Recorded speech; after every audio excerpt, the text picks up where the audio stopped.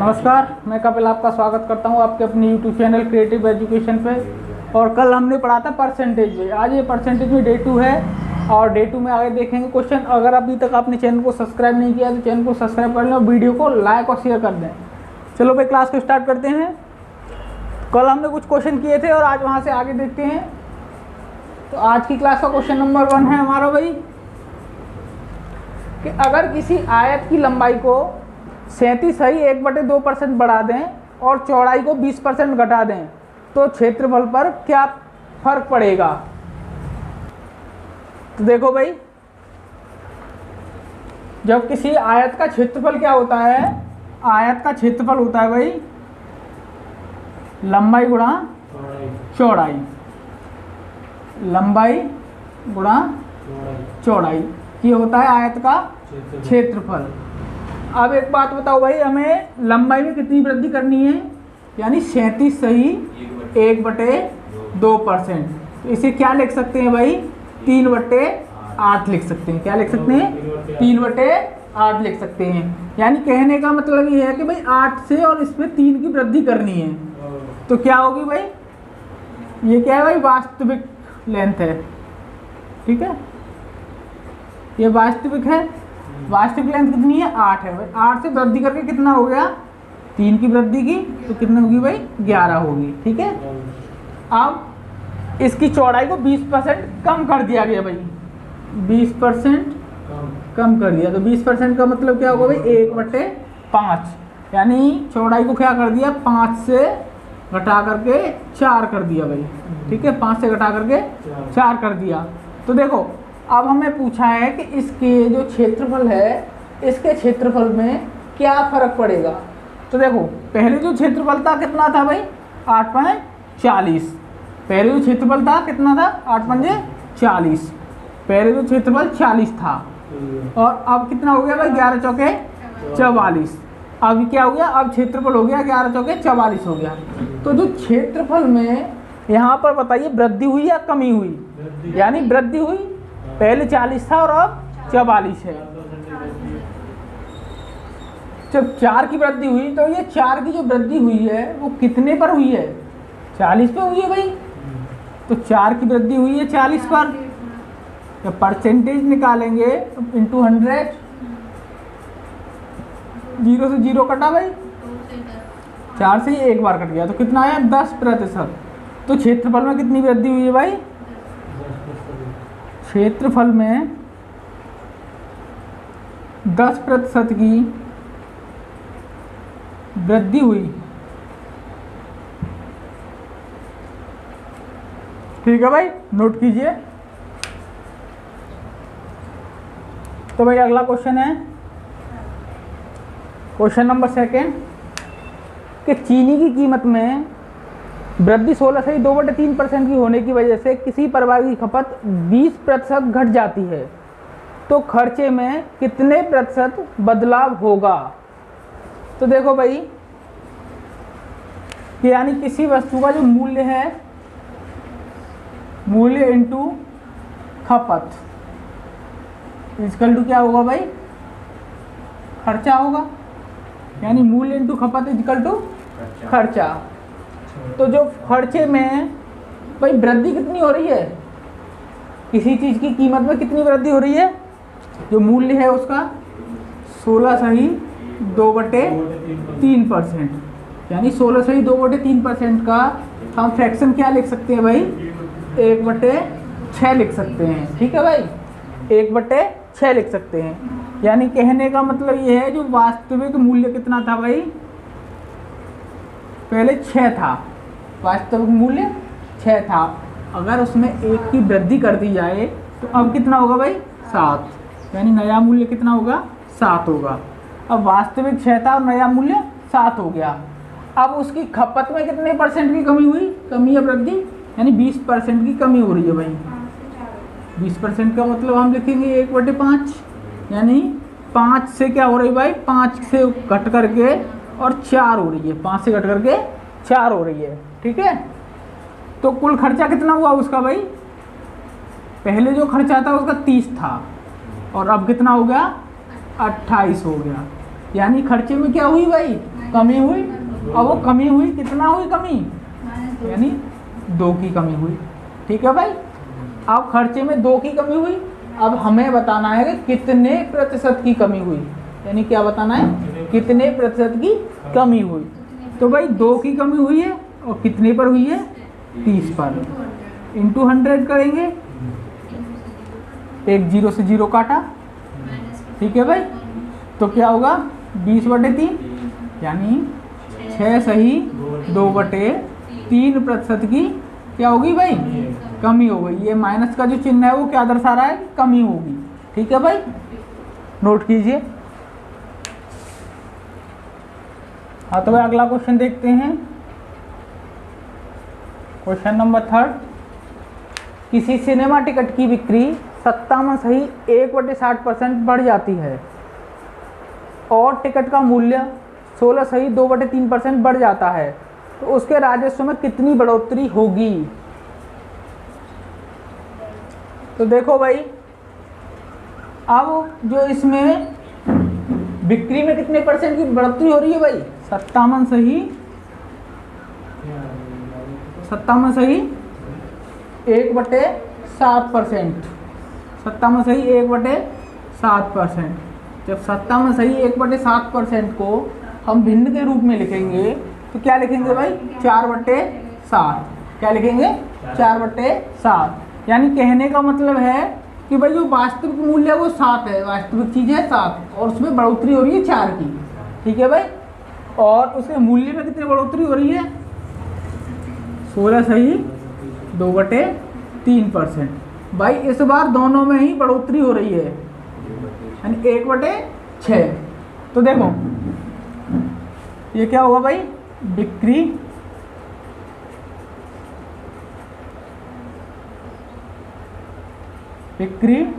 गुणा मूल्य equal to क्या होगा भाई, राजस्व। तभी तो राजस्व निकलेगा। ठीक है, तो देखो बिक्री कितनी हो रही है भाई, यानी पहले 7 थी, जो वास्तविक थी वो 7 थी, और 7 से बढ़कर के 11 हो गई। ठीक है भाई, बिक्री में यानी 7 से 4 बढ़ के कितना हो रहा है, 11 हो रही है। और उसका जो मूल्य था पहले 6 था, और अब बढ़कर के कितना हो गया भाई, 7 हो गया, यानी 1 की वृद्धि होकर के 7 हो गया। 7 छके 42 था पहले, और अब 11 सत्ते 77, यानी कितने की वृद्धि हो रही है भाई, यहाँ पर 35 की वृद्धि हो रही है। अब ये 35 की वृद्धि हो रही है तो कितने पर हो रही है भाई, 35 की वृद्धि हो रही है 42 पर। ठीक है, ये क्या है, ये नया है भाई। अब इंटू 100, जब इसका हम मल्टीप्लाई करेंगे भाई, तो ऐसा करो 2 से काट लो भाई, ये 50 बार कटा और ये 21 बार कटा।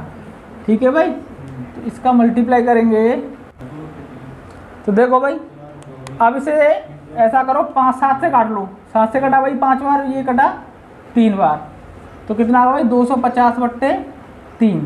तो 250/3 को क्या लिख सकते हैं, 83 सही 1/3%। ठीक है भाई, नोट करो। अगला क्वेश्चन देखते हैं कि अगर किसी वर्ग की भुजा 40% बढ़ा दी जाए, वर्ग की भुजा 40% बढ़ा दी जाए, तो उसके क्षेत्रफल पर क्या प्रभाव पड़ेगा। तो भाई अगर वर्ग की भुजा 40% बढ़ाते हैं तो उसके क्षेत्रफल पर क्या प्रभाव पड़ेगा, ये हमें बताना है। तो देखो भाई 40% की वृद्धि होने का मतलब क्या है, 40% को क्या लिखेंगे भाई, 2/5। अब हम जानते हैं भाई कि वर्ग का जो क्षेत्रफल क्या होता है, भुजा यानी भुजा का स्क्वायर होता है भाई। ठीक है, होता है भुजा का स्क्वायर होता है। जो वास्तविक भुजा थी उसकी वो कितना थी भाई, पहले 5 थी। ठीक है, अब जो नई भुजा होगी तो वो कितनी होगी, 5 से 2 की वृद्धि होने पर 7 हो जाएगी भाई। अब पहले क्षेत्रफल कितना होगा 5 का वर्ग 25 और अब कितना हो गया 49। अब जो क्षेत्रफल में वृद्धि हुई है वो कितने की हुई है भाई 24 की वृद्धि हुई है। तो 24 की वृद्धि हुई है वो कितने पर हुई है भाई 25 पर इंटू 100। इसे 4 बार काटेंगे भाई 24 चौके 96%। तो क्षेत्रफल में कुल वृद्धि कितनी होगी भाई 96%। कुल वृद्धि 96% की होगी। ठीक है भाई, यानी 96% की वृद्धि होगी पूरे क्षेत्रफल में। तो अगला क्वेश्चन देखते हैं भाई। एक आदमी एक संख्या को 3/5 के बजाय 7/4 से गुणा कर देता है। बजाय 7/4 से गुणा कर देता है, उसके परिणाम में कितने प्रतिशत बदलाव होगा। उसके परिणाम में कितने प्रतिशत बदलाव होगा। तो भाई क्या करता है वो जो गलती से, यानी 3/5 के बजाय भाई 3/5 के बजाय वो क्या कर देता है 7/4 से गुणा कर देता है। तो सबसे पहले ऐसे सवालों में क्या करें कि जो 5 और 4 जो भी हर में दे रखे हैं दोनों नंबर, उनका एलसीएम ले लेते हैं भाई। ठीक है, 5 और 4 का एलसीएम लेंगे तो दोनों का एलसीएम कितना आएगा भाई, दोनों का जब एलसीएम लेंगे तो 20 आएगा। ठीक है भाई, अब एक बात बताओ, 20 आ गया दोनों का एलसीएम। अगर हम 20 को 3/5 से गुणा करते हैं तो कितना आएगा भाई 12। कितना आएगा 12। अगर आप 20 को 7/4 से गुणा करते हैं तो कितना आएगा भाई 35। ठीक है, अब मुझे ये बताओ जो इन दोनों में कुल चेंज कितना आया है भाई, कुल चेंज कितना है 23 का। यानी जो 23 है, पहले परिणाम 12 से 23 अधिक है, तो क्या लिख सकते हैं भाई 23/12 गुणा 100 लिख सकते हैं। अच्छा एक बात बताओ भाई, इसे 2300/12 जब भाग देंगे 12 से तो कितनी बार जाएगा भाई 191 सही 2/3%। तो इतनी भाई वृद्धि हो गई। इतनी क्या होगी परिणाम में इतनी वृद्धि होगी।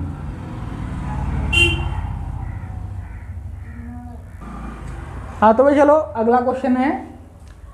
एक छात्र ने एक संख्या को 5/3 के बजाय 3/5 से गुणा कर दिया। एक संख्या को 5/3 के बजाय 3/5 से गुणा कर दिया। उसके उत्तर में गलती प्रतिशत ज्ञात करो। तो भाई पहले उसने क्या किया कि 5/3 से गुणा करने के बजाय 5/3 के बजाय गुणा करने के बजाय उसने भाई 3/5 से कर दिया। भाई किससे कर दिया 3/5 से गुणा कर दिया। अब एक बात बताओ भाई, 5/3 से गुणा करने के बजाय उसने 3/5 से गुणा कर दिया। तो पहले इन दोनों का हर क्या है, यहाँ 3 है और यहाँ 5 है। तो 3 और 5 का एलसीएम ले लें भाई। तो 3 और 5 का एलसीएम लेंगे तो कितना आएगा भाई 15 आएगा। तो ऐसा करो, दोनों ही संख्या को 15 से मल्टीप्लाई कर दो भाई। ये कितना आया भाई 25 और यहाँ 9। अब भाई कितना हुआ चेंज, क्या हुआ 25 से 9 16, यानी कितने का चेंज हुआ भाई 16 का चेंज हुआ, यानी 16 की कमी हुई। अब ये 16 की कमी कितने पर हुई भाई? 16 की कमी 25 पर हुई इंटू 100, यानी 4 16 चौके 64%। तो कितनी कमी हुई भाई? 64% की कमी हुई सही उत्तर से। ठीक है, नोट कीजिए। हाँ, तो भाई नेक्स्ट क्वेश्चन है, अगर इनकम टैक्स 19% बढ़ जाए और कुल इनकम 6% घट जाए तो इनकम टैक्स की दर ज्ञात करो। तो इनकम टैक्स की दर ज्ञात करो। 6% घट जाए तो इनकम टैक्स की दर ज्ञात करनी है भाई। तो देखो, जो हमारी ये क्या होता है, कुल इनकम होती है भाई। अगर इनकम में से हम टैक्स को घटाते हैं भाई, तो क्या निकल के आएगी? हमारी शुद्ध इनकम निकल के आएगी। हमारी शुद्ध इनकम निकल के आएगी। और हम जानते हैं भाई, तो टैक्स जो होता है वो डायरेक्टली प्रोपोर्शनल होता है, वो डायरेक्टली प्रोपोर्शनल होता है शुद्ध इनकम के भाई। इसकी डायरेक्टली प्रोपोर्शनल होता है शुद्ध इनकम के। अच्छा, अब एक बात बताइए भाई, अगर टैक्स में 19% की वृद्धि हो रही है, टैक्स में क्या हो रहा है भाई? टैक्स में 19% की वृद्धि हो रही है, तो क्या होगा? शुद्ध इनकम में क्या होगा भाई? कमी होगी, क्योंकि इनडायरेक्टली प्रोपोर्शनल होता है इसके। ठीक है, तो शुद्ध इनकम का क्या होगा भाई?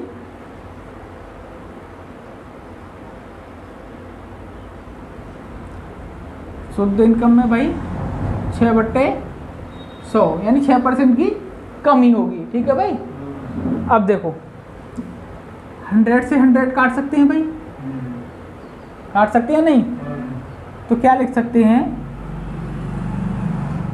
टैक्स बट्टे शुद्ध इनकम इजिकल टू 6/19। यानी हमें यहाँ से क्या पता चला भाई कि शुद्ध इनकम कितनी है हमारी? वो 19 है, और टैक्स कितना है? 6। तो कुल इनकम कितनी होगी भाई?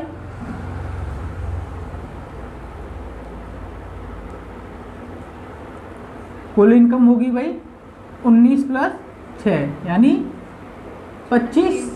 कुल इनकम कितनी होगी? 25। तो हम लिख सकते हैं भाई। अब मुझे एक बात बताइए भाई, कि कुल इनकम मेरी 25 है और मुझे टैक्स जो देना है वो कितना देना है भाई? 6 का टैक्स देना है। और वो 6 का टैक्स देना है, वो कितने पर देना है? 25 पर देना है। तो अगर मैं 25 पर 6 का टैक्स देता हूँ, 6/25 गुणा 100, तो ये 4 बार कटा, 6 चौके 24%। तो हम कह सकते हैं जो टैक्स की दर है वो क्या है भाई? 24%। यानी यहाँ निकलो भाई, टैक्स की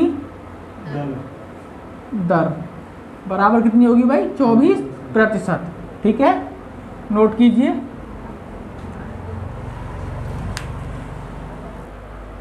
तो ये आज की हमारी क्लास का आखिरी क्वेश्चन है। ठीक है भाई, और देखते हैं।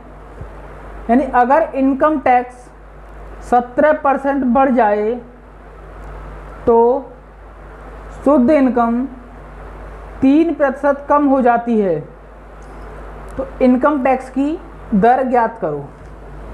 तो हमें जानते हैं भाई, टैक्स जो होता है इनडायरेक्टली प्रोपोर्शनल होता है शुद्ध इनकम के।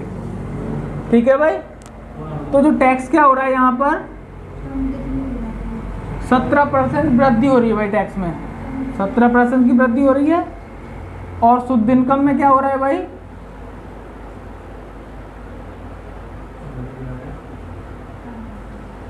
शुद्ध इनकम में 3% की कमी हो रही है भाई। तो टैक्स बटे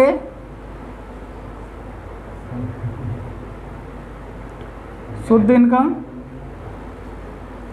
टैक्स बटे शुद्ध इनकम क्या होगा भाई 3/17।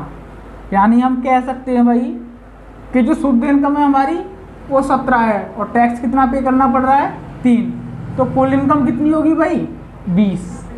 कुल इनकम कितनी होगी वो 20 होगी। अब 20 की जो कुल इनकम है तो उस पर टैक्स हमें बताना है, तो जो 3 टैक्स देना है वो कितने पर देना है भाई,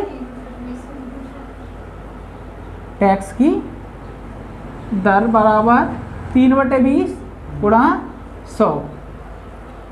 5 बार काटा भाई, 15%। जो टैक्स की दर है वो कितनी है भाई 15%। और इसी क्वेश्चन के साथ आज की वीडियो को यहीं ख़त्म करते हैं, मिलते हैं नेक्स्ट पार्ट में। और धन्यवाद भाई। अगर अभी तक वीडियो को लाइक और शेयर नहीं किया है तो लाइक और शेयर कर दीजिए और चैनल को सब्सक्राइब जरूर कर ले और घंटे वाला बटन दबाना ना भूलें भाई, जिससे कि आके जो आने वाली वीडियो हैं उनका नोटिफिकेशन भी तुम्हें मिल सके और क्लास मिस ना हो। तो मिलते हैं भाई नेक्स्ट पार्ट में।